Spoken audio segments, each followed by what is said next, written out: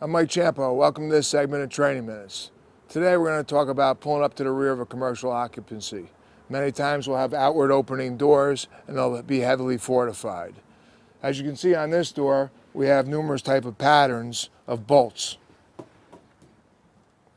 There's probably a drop bar in here, but you can see there's different brackets. When we turn this door around, we'll notice that one is just an easy bracket where we just lift it in and out, but the other one, it has to slide through. So one of the things we can do is take the saw and actually cut the bolt heads, and then we'll drive them through. Hopefully that blows the bracket off the back of the door. However, in some situations, this bracket at both ends, when it goes through, may also be bolted onto the frame of the door or part of the structure. So that may not work. Also, what happens if we break the saw? Saws are terrific, but there's always the opportunity that we'll pull and the cord will snap. We have to revert back to our hand tools. And what we're going to do is we're going to give you a little demonstration on how to use these tools to cut. Now, we all know that the axe is for chopping, but we're going to use it a little bit differently here. We're going to try to use the blade as a cutter, and we're going to cut one panel at a time.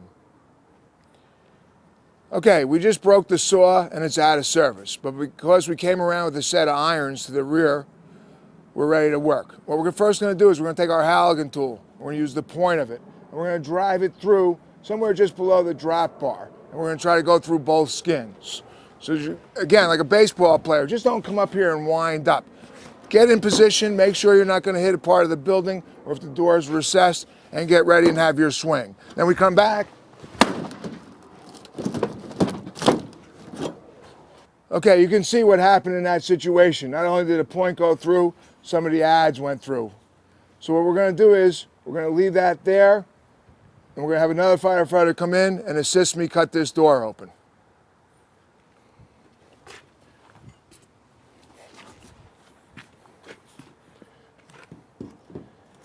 When he puts this axe in here, we're only going to try to use about a third of it as a cutting force. He's going to come in and we're going to cut down, and he might do a little rocking motion. We don't want to bury this whole blade. We're going to have both firefighters work with the tools now. The halogen tool is going to be the striking tool. The axe is going to be the cutting tool. In a minute, we're going to switch tools and show you how an axe works better than the halogen tool as a striking tool. And go ahead, begin your cut, fellas.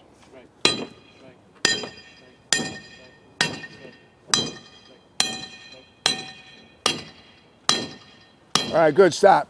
Now you'll notice it's going to start running down and away. What they might want to do right now is come in here and come straight down. Move that front hand back a little bit.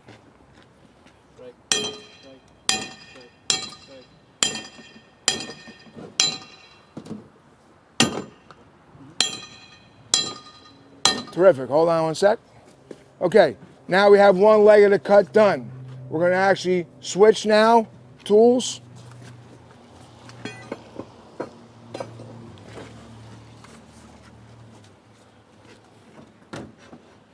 And we're going to show you how easy it is to use the axe versus the halogen tool to cut. Again, he's going to go down on the angle and drive it.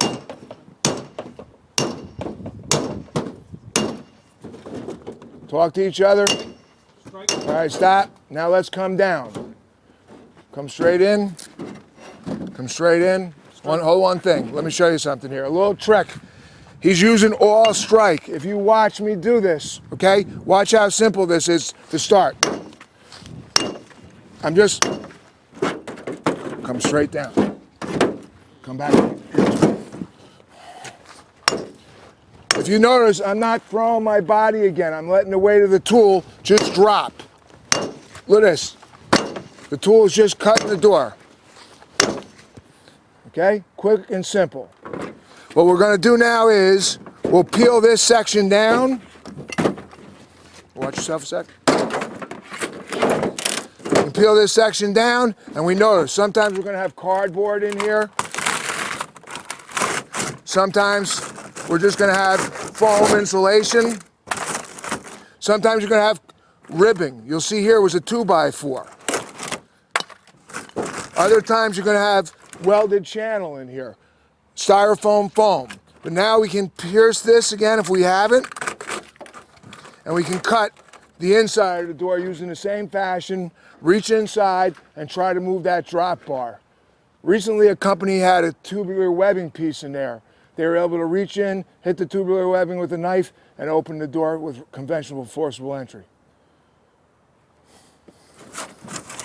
Okay, you guys want to try to cut the inside of the door?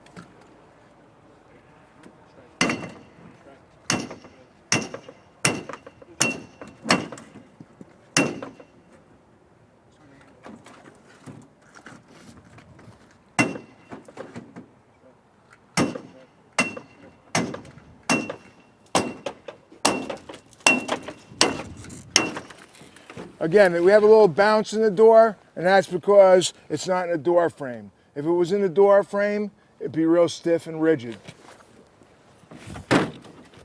Strike. Strike. Hold on. Strike. Strike. Strike. Strike. Strike. Strike. Strike. Position. Strike. Strike. Strike. Strike. Strike. Strike.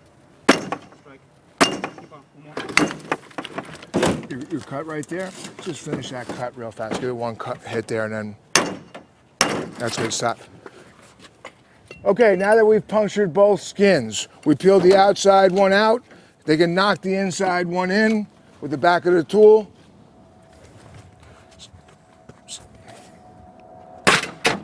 And you can see, give it another shot.